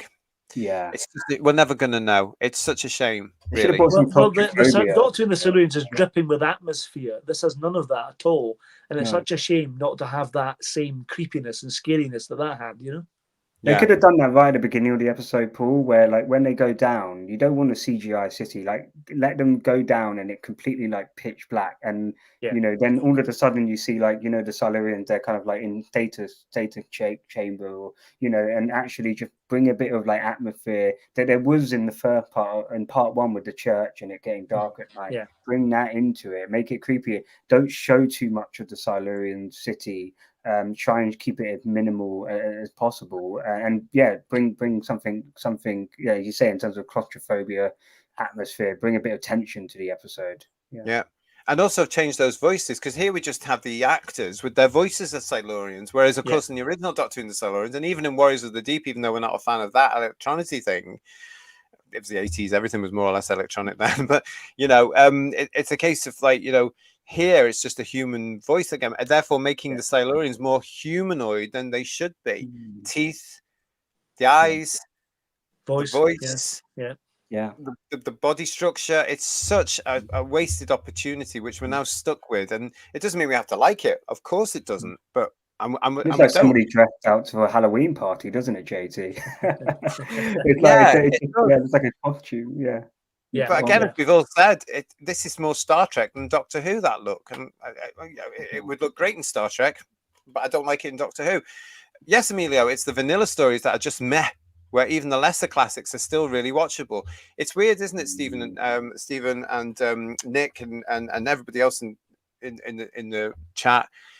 If I want to watch a Doctor Who, which does happen a lot, I never really go to the New Who. I go to my Doctor Who. I go to the stuff that I know and love more than this stuff I've got behind me, this modern stuff here. It's I would occasionally, when it used to be on, you know, UK drama, where it was on, I'd occasionally sit, I'd flick the channels and see a bit, and maybe sit and watch a bit, and then get bored and turn over. But I would sit for a little bit and watch some of it, you know, if it was in the background kind of thing, you know. Yeah, it's interesting that because here at Who's Views Reviews, we are going to be looking up to Doctor 12 eventually. We're going to because we're not just going to concentrate on the classic. We're going to do up to Capaldi. So we're going to be it's going to be interesting when we come to these more and do more of these. We've got some coming up for you in October, and we'll tell you more about those towards the end of this month. It will be interesting to revisit this, and I'm certainly going to be looking with my eye. But how is this dated? Is it dated?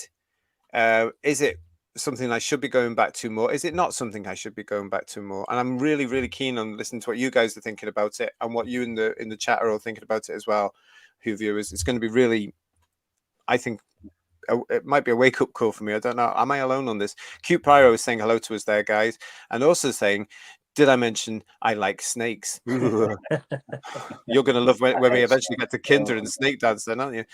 We've also got Graham saying, as someone who absolutely loves all the classic era and only started on New Who this year, 2024, I have to admit at the times the two shows seem a million miles apart and almost unrecognizable.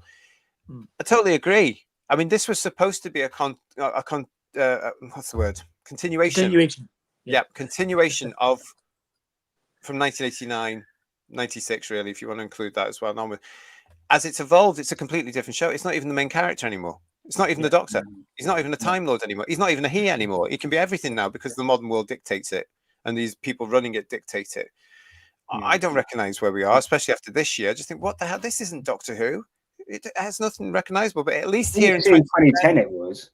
In 2010, right? It was AT. In 2010, you can see with Matt Smith Doctor, you can see here as John Pertwee, or like you can still like it is modernized, but like I would say, definitely in the last 7 years, I would say it isn't the same Doctor, and yet they have changed the Doctor bit by bit. It happened gradually, but I would say for most of the time up until the end of Capaldi, the Doctor is relatively the same character, right? There are some differences apart from all the lovey-dovey crap. Yeah, I mean that for me is what takes me out of it, because the Doctor was never romantically involved with any of his companions ever in 26 years of superior time travel. There was never any of that going on because he was an alien. The very thought of a Time Lord being romantically linked to a human, for me, I find that quite grotesque.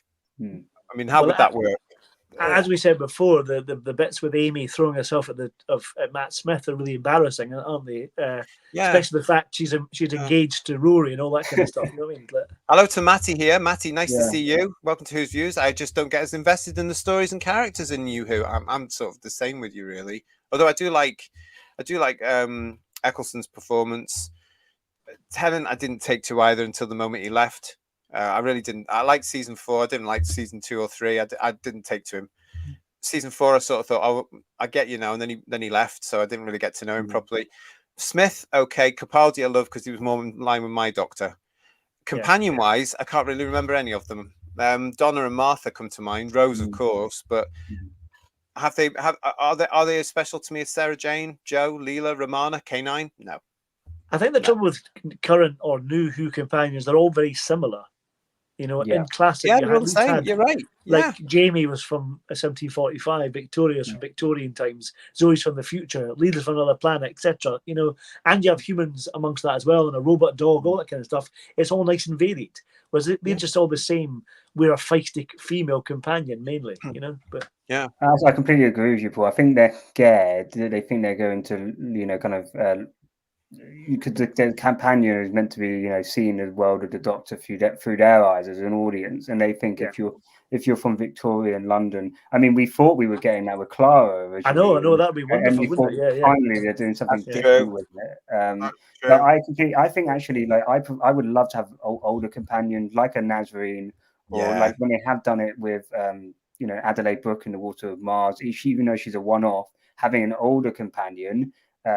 With the Doctor, I think we haven't really had that. I think that's why Donna works a little bit better as a companion in New Who, because she is older. I think Mark Gatiss said that he thought that they should go with a kind of best mate but older kind of companion, and I think we need more of that in Doctor Who. We can't go for young 20-year-olds all the time. But they're going to, and the reason being is because they think they're going to be relatable to the audience that they so desperately want, and it's such a shame because. I agree. I said it before. I'm going to say it again. Nazreen should stay with the Doctor and ditch Amy. Sorry, everybody. I do think that ditch Amy and Rory. I got bored with them about this point, thinking, "Oh, this love," but please. I thought they got better as they went on, but I think initially in this first season they were really quite tiresome. No, I don't like them, and one of them dies again in this episode, and I don't care. I know that was the same. He's like he's acting his heart out, Arthur Darvill being shot by the Silurian. We'll come to that in a second. Remind me, we will come to it. Komodo is saying rubber suits is better than humanizing the classic monsters. Lex is saying about the Silurians themselves, they sound more Shakespeare, the Silurians' voices. Who's Lost Eyes is saying the biggest thing that gets me are the chins. Humans are the only animals with chins. The original Silurians' faces have more recessed jaws with a snout as opposed to a projected mandible. It's so Dumb. Well said. Totally agree. I've worked night shifts with people who look and sound less human than New Who Silurians, says Julianne. Oh, bless you. Have you? Oh, God love you. Anthony's with us. Hi, Anthony Green. I love the way Amy proudly pronounces Silurians to a character whose name I've forgotten. How did she know they were called Silurians? Because she wasn't there when the doctor mentioned it, did she? Did he mention the like then? Yeah, he didn't walk them. Yeah, it's a good point. How did she know? How did she know? Because because the Earth took her down last week, didn't it? In the Hungry Earth, and the doctor just goes, "I know who you are." After she's been taken down, so how does she? It's not as if the Silurian scientist is going to say, "Oh, hi, I'm the Silurian. I'm about to cut you open." Well, exactly, because they're not Silurians, are they? That's the thing. Yeah. So yeah. Hey, look, I want to say hello to Boomer Doug. Nice to see you, mate. How are you? Hope you are well. Hello, all. This is my first live show in a while. I know we have missed you. It's nice to see you. You bring up a great point. While I enjoyed New Who on first screening, I rarely rewatches it as I do with Proper Who. The New Who people of a certain age are going to hate us, but even more than they already do. But it's true. You know, I mean, it's just. Could that be possible, JT? Stephen is saying to Julianne, "Hey, I work in Tesco and I have the same problem some days." Ooh, scathing. Yeah, okay, we've got all that. What else we got there? There was something else I wanted to put in there as well, and I've lost it now. Sorry. Oh, here we go. It's Pete Harrington. The Doctor's a father figure and protector for me, and an educator of the universe, and a gentleman to boot. Yeah, and a gentleman to boot, right? And Graham is saying, "I really enjoyed Matt Smith. Easily my favorite of the first three." I can see why. Actually, but again, this is where I sort of see a sort of laziness in storytelling. And these episodes that we're talking about now with these alleged Silurians are them. Lex is saying in a super chat, "Thank you very much, Lex. Marvel Studios fired the woke producers, hence the return of the amazing Robert Downey Jr." Right? Yeah, I think that looks like some kind of course correction, but we'll see what happens with that. Yeah, absolutely. But at this point in Doctor Who, I remember a lot of people around me at the time here so excited because Stephen Moffat was coming in. Actually, Jodie was one of them because she's a huge Stephen Moffat fan. And I remember a conversation we had over a cup of tea where I'm like, "Oh, I don't know about this. I don't know about Moffat taking over." And she's like, "No, it's going to be brilliant. It's going to be brilliant." And I was like, "Okay." I think I like some of the things he did, but he was much better when he wasn't showrunner because he could concentrate his time on a story, not the entire thing. He can write a very good story, and definitely. he's very creative in his imagination. But yeah, like some people are like you could say RTD1 is a better showrunner than Stephen Moffat, but Moffat is a better writer in terms of an individual episode, right? And probably that's why they their relationship worked in that first one, in a sense that Moffat, all the main stories you remember are the Moffat one, but RTD was probably very good at keeping things a bit more grounded and not Stephen Moffat can let his idea get away with him too much. I also think Stephen Moffat, when he was doing Sherlock at the same time, was just overworked with that. He just couldn't. I actually think, guys, that Moffat had too many fan ideas to put into a series and not enough time, even though he did it for about 1,000 years. Yeah, because he was thinking about. I mean, this is again one of these problems where you think, all right, you should have been writing the New Adventures, not the TV show. Yeah. Because they would go, "Oh, we can do this, we can do this, we can do this, we can do this." Oh my God, I've done 10 years and I haven't said anything. Yeah. Do you know what I mean?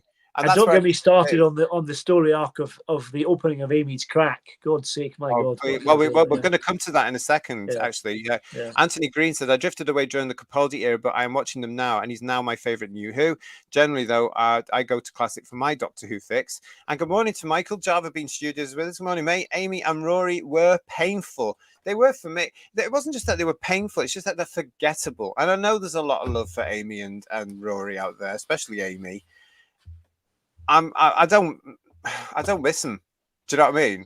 I'm not going to pine about them like I still do now with Sarah Jane or Leela or Ramona. I think they're very contrived characters, and the dialogue is very contrived, very flippant. It's very self-aware, which that's what the problem with some of Stephen Moffat's writing is, that it's very flippant. You know what I mean? Yeah. Yes, it is, and it's not as if they don't come across for me. They don't. The problem I do like Amy and Rory, like. As a whole, I'll say I like them. I don't dislike them. I don't think they're better than some of the other modern companions. But I always got a sense when I watched them is that I don't really believe these are real people. Like they No. seem more like Yeah. characters than real people. Whereas with Martha and Donna and Rowan, they feel like lived in characters with personality, flaws, and all good points. And I just felt like Amy and Rory. I find out with Moffat, who generally it's just less grounded. I feel like I'm watching characters rather than real people, and that They're I a know bit what you smug mean, as well, yeah. don't you think? They're a bit Oh, smug totally, characters. totally. Yeah. Some of this from the Amy and relationship with the Doctor reminds me about how annoying Rose got for me in series 2. Quite flippant, like overconfident. You know, yeah, but anyway, we've got here Rob Alexander. Nice to see you, Rob. Evening all. I would love a companion from the past. An older companion would be refreshing. I would have liked Frank Skinner to join Capaldi's Doctor. Bog Fanish proved it could work with Six and Evelyn. Evelyn, of course, was one of the better things they've ever Maggie done. Stables, What a God bless character. her, was superb. God Yeah, love she was her. really I good. mean, She was that great. was an example of a wonderful actor taking up a really good part, making something of it. And that was groundbreaking at the time, everybody, as well, wasn't it? It was the first time we'd had a pairing of a Doctor with an older companion like that. So that was groundbreaking. And Colin Baker worked beautifully with her as well. Totally. Good pairing, really good. And that really shows good. how well it could work. 'Cause here was this older lady having no nonsense at all from this Time Lord, and quite happy to put him in his place and then have a cup of cocoa afterwards. Yeah. You know, and I think Nazreen might have got that. But this again is the problem with one of the problems for New Who for me. They're frightened of actually saying, I mean, look at all the companions we've had from Rose to the current one. Forgot her name. Ruby. Thank you. It's the same character, different jacket. Yeah. Except for Donna. Donna's the break. Different bleach for her hair. Yeah, that's it. So, Donna's the break. I think what's really funny about New Who is like there's so many could have been companions, right? Like, you know, there's Journey Blue in Into the Dalek, where she could have been a companion. She probably would have been better than Clara. You know, there's loads of people the Doctor could have taken with her, and they've either like Frank Skinner in who Rob mentioned in Mummies on the Orient Express would have been a better companion than I say. It's like there's so many opportunities we could have had people come on board that would have actually been better than the companions that we had. Such a shame. Nothing against the actors that played them. It was obviously down to the fact that they were terrified to break, because Karen's gone on to some fantastic stuff. And good for her. And she's great. She's great in the Guardians of the Galaxy movie. She's very good. Yeah, she's a lovely actress. You can see that. And great, good on you, Karen. You know, well done you. But there were times when I think they weren't writing the character properly, and it was a carbon copy of what's gone before. And there's been carbon copies of what's come late because they won't break the routine. They did it once, and it was a massive success, and they haven't gone back to that. I have to say, though, one of my favourite episodes of Matt Smith is The Girl Who Waited, the one when they have an older... Oh, I remember that. Yeah, that was a really good one. I like that episode. I do remember that specifically for Karen. Do you watch that quite often, Emilio? Yeah, because I think that's the one time they give Rory and Amy's relationship justice, and actually you really believe that the love that they have for each other. And I think it's a great story. That's I think after this one, then, isn't it? Yes, and it's in season 6. This one. Right, okay. 6, yeah. So it's in the but like it shouldn't be the case that it takes you until like toward the end of the second series for you to actually believe that they're an actual couple. Like that that episode really should have happened in the first in this series. So we'll go on to it. When Rory dies, there are two things. There's not enough build up to really be emotionally care about his death. And the episode before this two-parter in Amy's Choice, he also died then. So it's a bit like I think I can't remember. Yeah. Yeah, I was a bit confused myself. I think, did that come after Cellulose? I can remember. He dies in it, and then Amy obviously realizes the whole point is that Amy realizes that, oh, you know, actually I do love Rory, and I've probably been taking him for granted a bit. And then the next episode is this episode, so it doesn't really work in my opinion. Well, let's come to that in a sec. I just want to go to the chat quickly, and then we will talk about this in a sec. But let's get to the guys in the chat. Sadeko24, Moffat taking over was great at first, but he quickly fell too much in love with River Song. Guess why? It's his copyright. Yeah. So the more he writes her into the series, the better off he will be when he's left the series. Yeah, it's a Penton trait. That's my personal theory, and also because it was giving Alex a lot of work as well. But River Song is his copyright.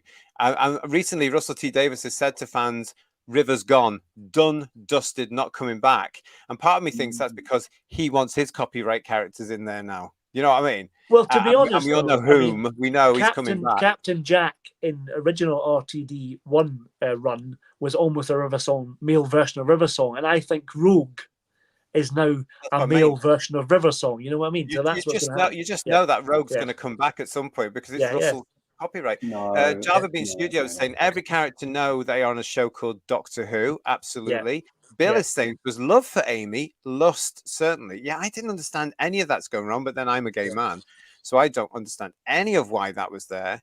You're right. JT says Lex, it's the same companion with a different jacket. Pete Harrington is saying to us River Song was overused too. It's a great beginning, but went back to that well too much. I totally. I've always said, Pete, they should have left her in the library, so that fandom was hanging on forever, going, "Who was she?" I didn't mind the one with the Weeping Angels, the two-parter. I quite like that one. But after that, they should have left it because I think she was there too often. She would smack the Doctor down and insult him all the time and belittle him, and it didn't really work, you know. Anyway, let's get back to the Silurians because we've gone off on a tangent again. Saying, the existence of a military implies they fight other societies, and those societies can only be other Silurians. That's an excellent point. Just having military is lazy writing because the implications weren't considered. Now, that's actually quite good because when you look at the original one, Doctor Who and the Silurians, they're not a military. They're just disgruntled. Yeah. That's an excellent point. I hadn't thought of that before, Mudcrab. Here we have a full-blown military set of... So we've got warriors here. That's it makes it very reductive, doesn't it, JT? Just to say warrior bad, these guys just want to kill people, and all doctors, scientists, good. Why not just have like normal Silurians and who, like human beings do, we have disagreements. Some will think one thing, the others will think another. Bring a bit more nuance to it. It's a bit like how you speak to a child, right? It's like very kind of simplistic and black and white. Yeah. But that's a great big point. That's a fantastic point that Mudcrab's bringing up there. Thanks, Pete. Yeah, we're back in the cave now. I mean, it is a fantastic point there because assuming that the Silurians and Sea Devils ruled the world, the Earth, as it was, which they did in the story of Doctor Who. Yes, they did.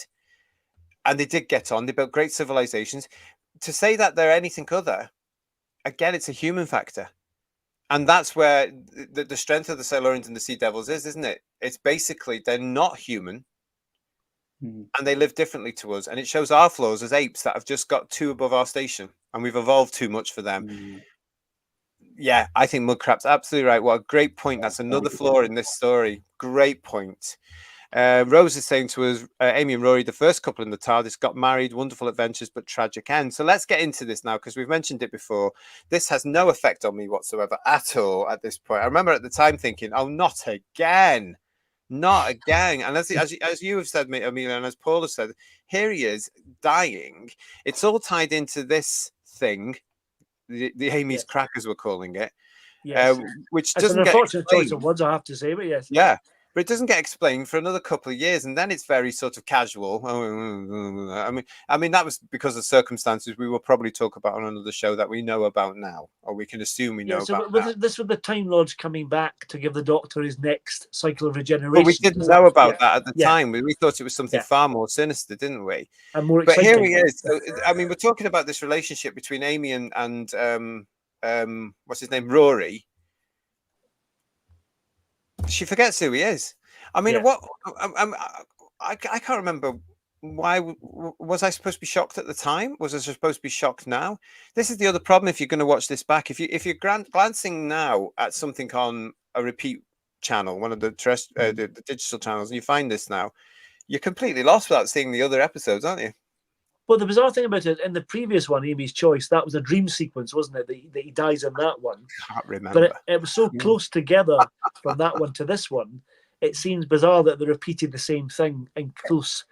That's exactly it, Paul. If there was a break between those two episodes, then it would make then you could probably it would have a little bit more of a kind of emotional punch to it. I think the only thing that saves this whole kind of sequence is the acting from Karen Gillan, and then Matt Smith actually having to drag her away, and like kind of he's having to be really tough there. You ain't gonna. I'm thinking about your safety here. You're coming back to the TARDIS. I'm locking the door. You're not gonna be able to get out. And he's just having, despite her crying and grumbling, he's being a doctor, right? He's having to do a hard thing, but the right thing to do. So I think that whole sequence is probably saved by Karen Gillan and Matt Smith's acting, I would say. I just still don't get it. We've got some great stuff that's coming here as well. You killed Rory. It's very South Park, definitely. It Yeah. was. I mean, I remember lots of fandom at the time going on saying, "Oh, this is very South Park," which I'm sure they didn't like at all because it wasn't supposed to be. Mudcrap saying, "Told you I had a lot of rant to get out my system. You carry on. You absolutely get it out your system." Rob is saying, "You'll feel better." Yeah, Rob Alexander is saying Rory was the Kenny of Series 5. And Stephen Braddock is saying Amy treated Rory terribly. Now, this is the other thing about this. Why? Why did she treat him terribly?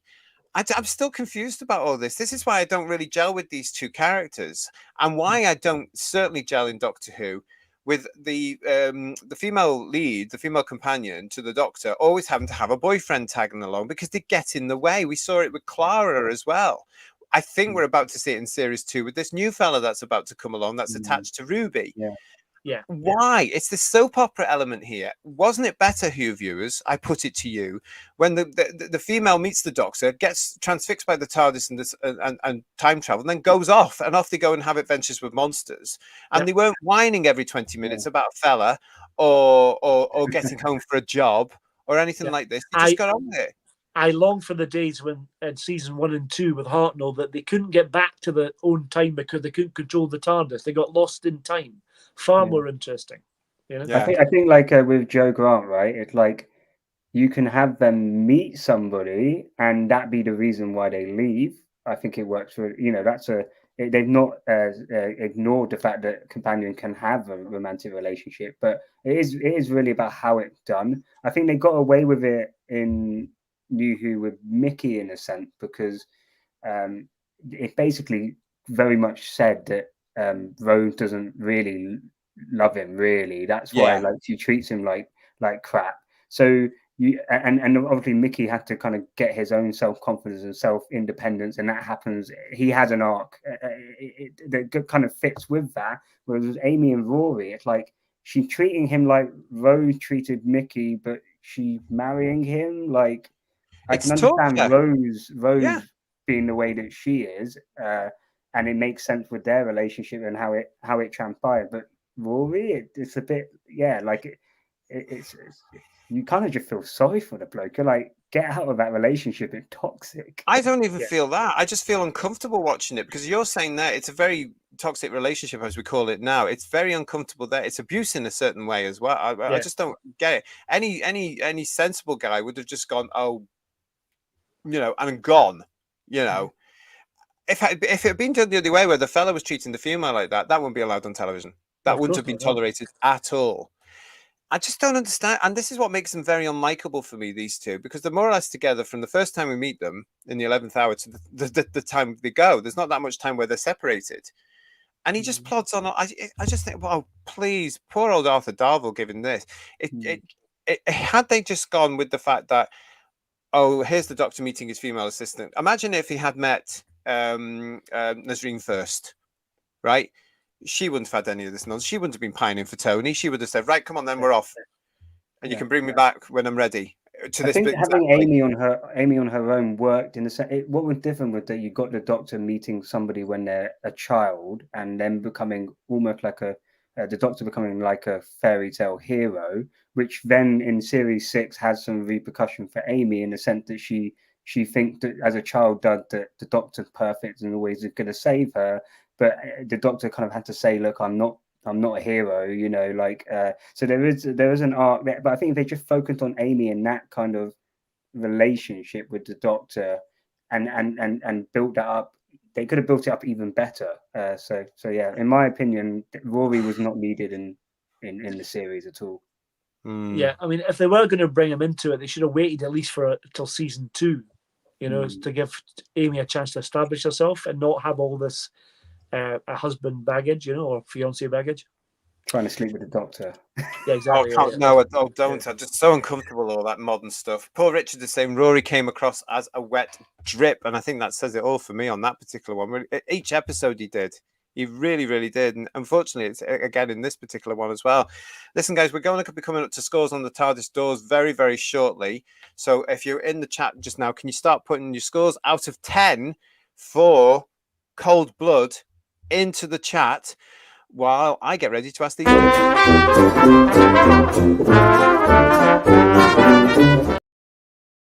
Oh, there we go. There we go. So I hope you've enjoyed this show, this review of Cold Blood. I found this quite difficult to talk about. I'll be very, very honest. And I'll probably never watch it again. I'm gonna tell you. I don't think I'm going to ever watch it again. Just to say to Graham was saying he's got to shoot now as well because he's up early. I know that. Lovely chat as always. Oh, and a 7 out of 10 from Graham. So thank you for that, Graham. 7 out of 10, I think, is very, very, very generous. It is. Well done, Graham. Thank you. And on that point, I'm going to go to the panel here. Emilio, I'm going to start with you. What score on the TARDIS doors are you giving Cold Blood? I'll give it a 3 out of 10. 3? Actually, no, I'm changing it to 2 out of 10. So the only thing that's saving it for me is from giving it a 0 is Matt Smith's acting. Holds it up as he did in part 1. I think there's a relatively nice payoff with Nazarene staying staying with the Silurians and not wanting to come back up, and I like her. And I think the kind of the end scene, as I say, the acting with both Matt and Karen, saves it. But I think it's really good. So basically, the acting that gets it 2 out of 10, and one piece of nice narrative payoff. I love that. So honest of you, Emilio. Thank you so much, Paul. What are you going to give Cold Blood? As I missed quite a lot of the initial chat, I want to say there's a couple of lines. I love Matt Smith's only doctor get away with squeaky bum time, which is a great line. That made me laugh. That tickled me. That was there for the kids, wasn't it? That's just it was, but it worked for me as well because I've got a juvenile sense of humor, so that was fine. But it was he's the best thing in this. As I said earlier, the narration doesn't work. Silurians don't work. They could have probably done this in one episode, just on part 1 and just made it one episode because it was it's just so laboured in part 2, really, to be honest. It's just padding and it's wrapped up so quickly, and there's more about Amy and Rory dying than there is about the Silurians and stuff. So what's the point, really? So I'll give it a bit more of a number for Matt being so good because he is so good in this. He's always good, I think. So I'm going to give it a 3.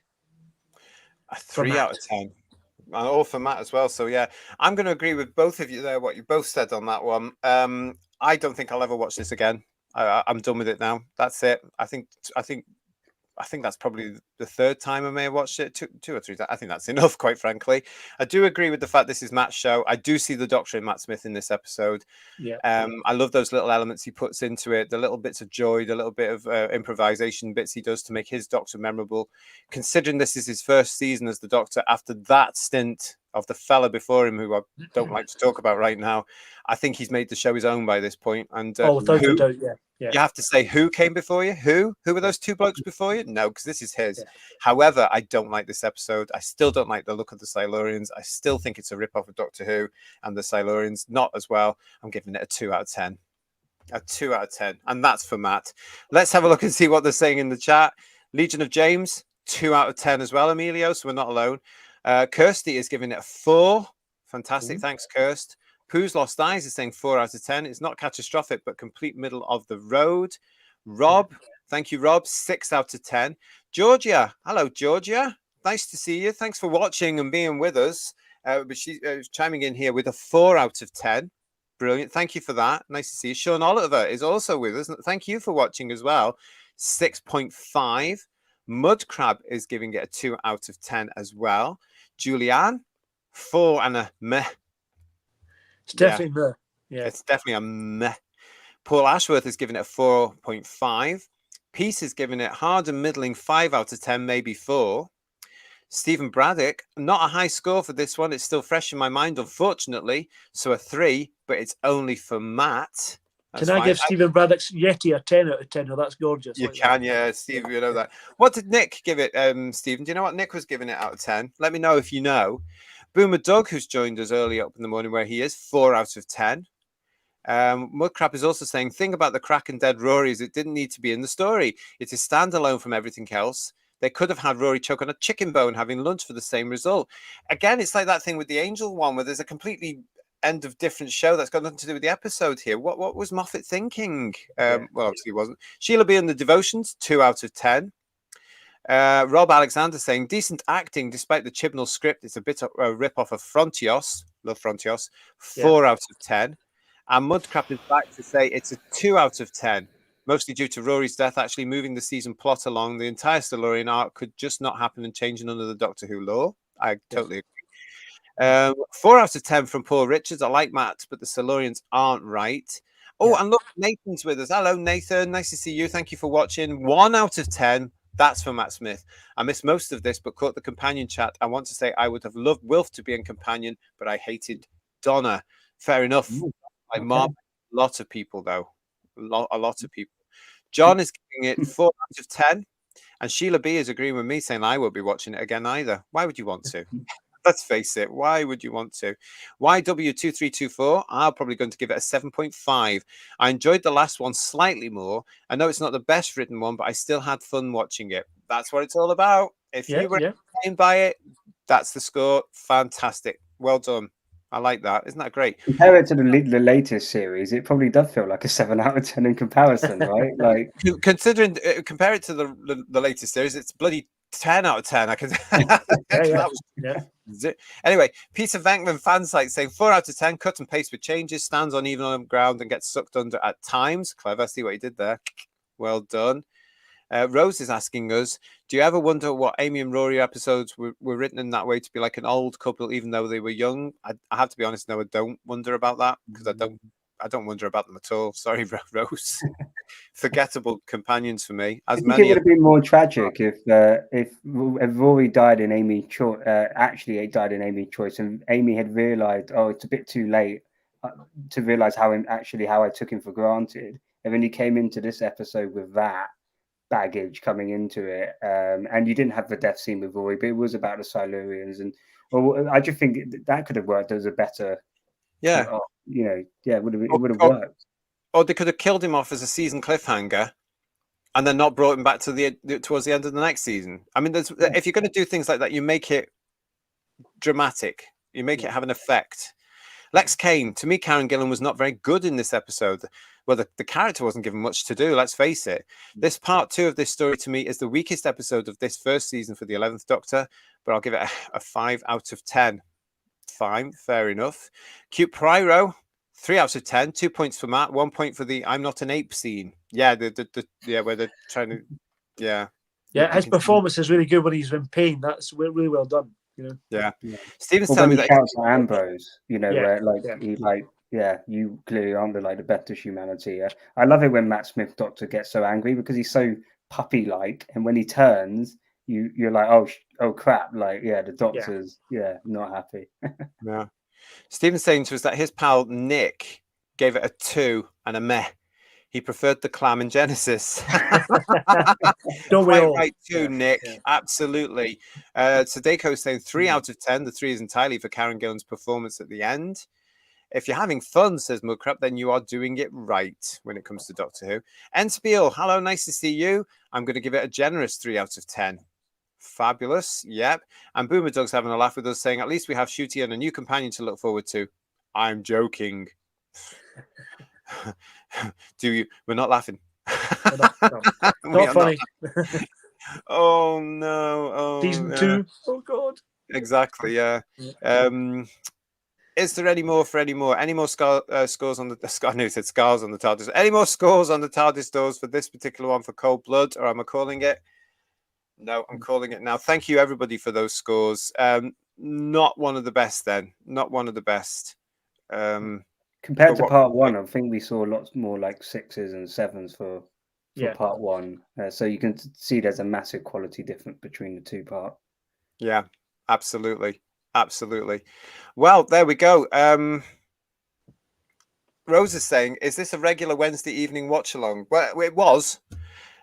Goodness knows where we're going next, Rose. You'll have to make sure you subscribe to the channel. Make sure you've rung that bell to to see what we're going to be doing next. We've got plans. We know where we're going to be. We know what we're going to be doing. We're going to be telling you soon. As soon as I get 5 minutes to actually put it together, we will tell you what's coming up next.